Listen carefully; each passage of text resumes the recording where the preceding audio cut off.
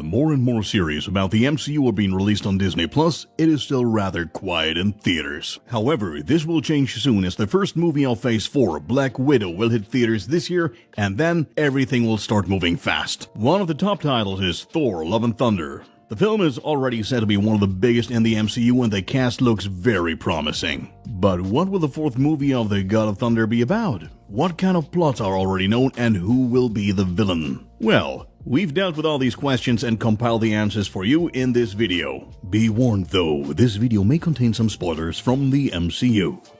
The film will take place in the midst of Phase 4 and will most likely be released in US theaters on May 6th, 2022. Chronologically, it can be placed between Doctor Strange in the Multiverse of Madness and Black Panther: Wakanda Forever. The events will of course take place after Endgame, although it will certainly be interesting to see whether they occur prior to Guardians of the Galaxy Volume 3 or after. As we saw at the end of Avengers Endgame, Thor sets out on a journey with the Guardians of the Galaxy in order to protect the universe. In the process, the first teasing between Star-Lord and himself occurs regarding the Captain's question. Since the Guardians will definitely play a role in Thor 4, it remains exciting to see as to when the movie will be set. Quite a lot is already known about the cast. First, the filming has been going on in Australia since January and wrapped last week, so some photos have already been leaked on Twitter and similar sites. Second, Marvel has also released some details through official media channels. Looking at the list of names, there's a lot to look forward to.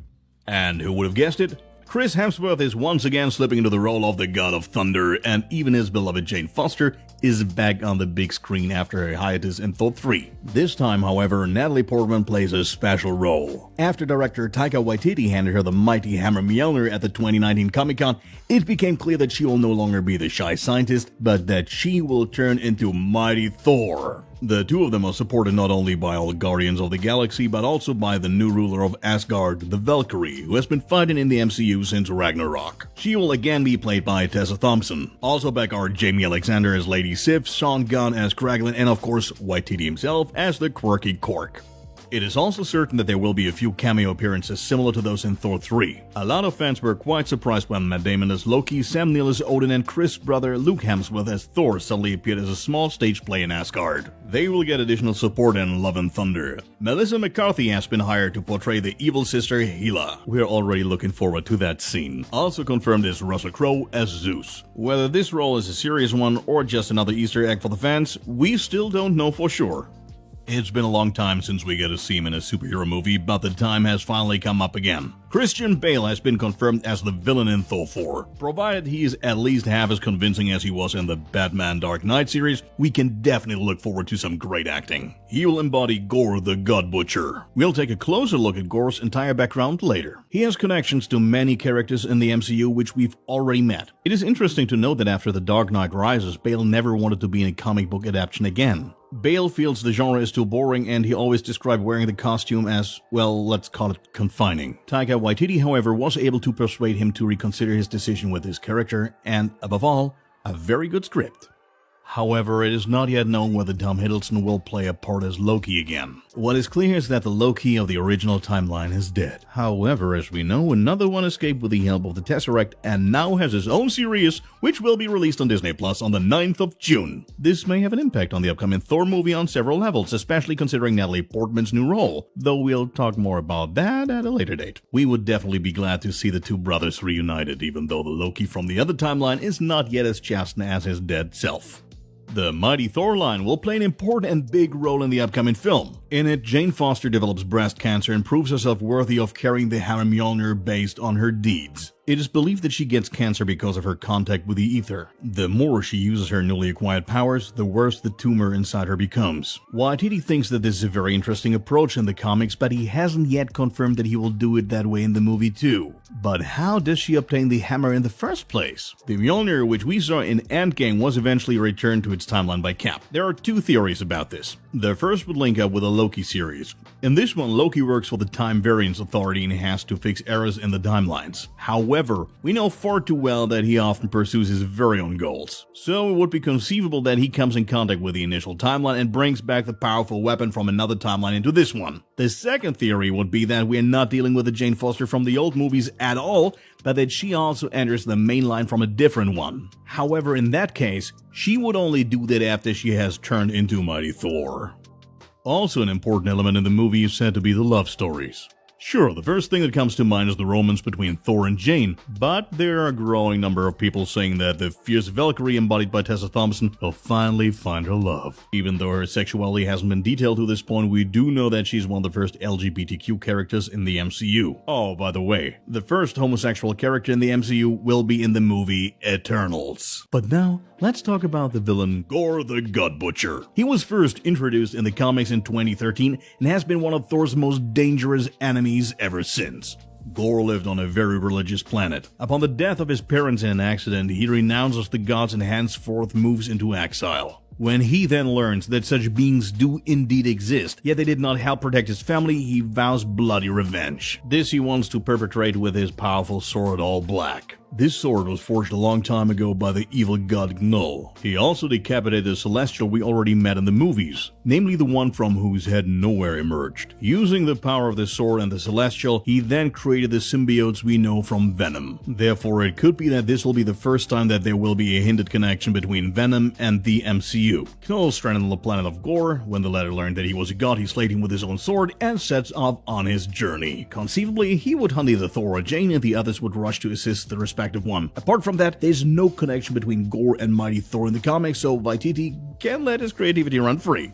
As has often been mentioned, Taika Waititi is once again scriptwriter, director, and actor all in one. Thus, he has also achieved great success on the latest part of Thor Ragnarok and made it the most successful movie of the series to date. After production had to be postponed time and time again due to the ongoing crisis, filming started on January 26, 2021 at Fox Studios Australia in Sydney under the working title The Big Salad. The most exciting aspect is the camera technology used to shoot the new film. It is based on stagecraft technology which was already used in the Disney series The Mandalorian. Instead of standing in front of a green screen, the actors stand in front of LED video walls that display the setting. On the one hand, this has the advantage that shooting no longer has to take place in many different locations around the world, but instead small camera teams take images in advance. In addition, the actors can see their surroundings differently than with a green screen and thus better anticipate their role. Taika Waititi and Chris Hemsworth also joked around a bit and posted their first official poster for the film, which shows, well, only them. On social media, Hemsworth added that the budget for the Thor Love and Thunder poster was calculated really tight,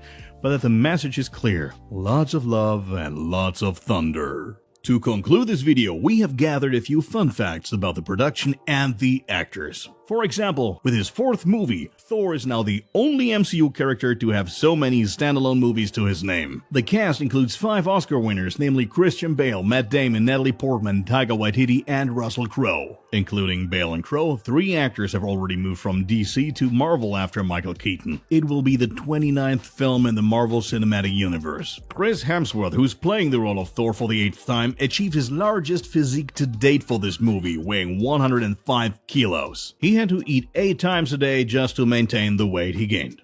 Alright, enough talk from us, now it's time for your opinion. How hyped are you for the new Thor movie? We cannot wait for May 2022. After all, Waititi stated that it'll probably be the best MCU movie of all time. Are you missing anyone among the current cast that you would like to see, and what are your thoughts on the plot? Let us know in the comment section. If you like this video, please don't forget to give it a thumbs up.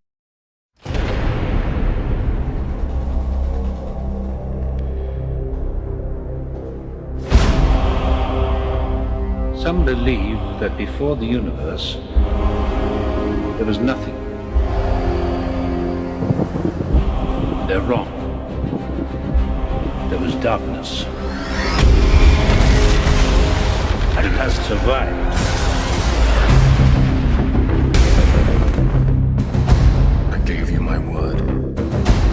I would return. What's gonna happen? Hold on.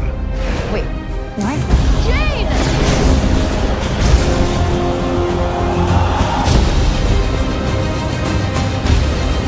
We're from different worlds. Maybe they're separate for a reason.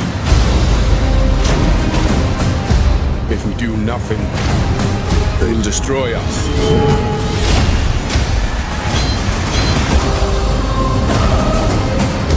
Ask yourself, what will you sacrifice for what you believe?